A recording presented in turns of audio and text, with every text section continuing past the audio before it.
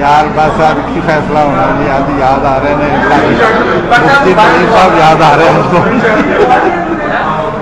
बड़े कमजोर लोग ने, सच्ची बात है। इतने असी तो बड़ा उन्होंने कहा तुम ऐलान कर दो, कम नहीं है एवं गवाइयां जड़ियाँ ना पूछा दिखा कोई उन्होंने हकीकत नहीं। लेकिन वो जरा ना दौरा पिया किश्ती का वहदत का, तो वो वजह से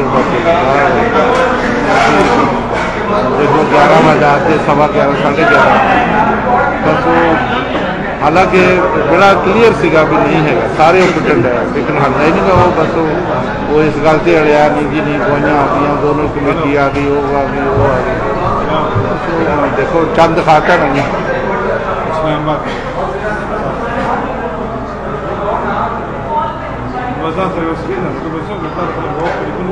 हाँ जी, हाँ जी, हाँ जी, हाँ जी।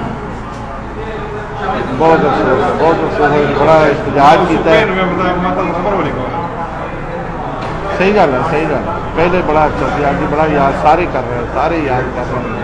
पहली कमेटी को याद कर रहे हैं तो मुफ्ती साहब ने उन्होंने बड़ी जरूरत सी, बड़ा क्लीयर गल कर देंगे सी, परवाह नहीं करते। अल्लाह ताला की बरकत है जी, हाँ जी, हाँ जी। वो जो लोग याद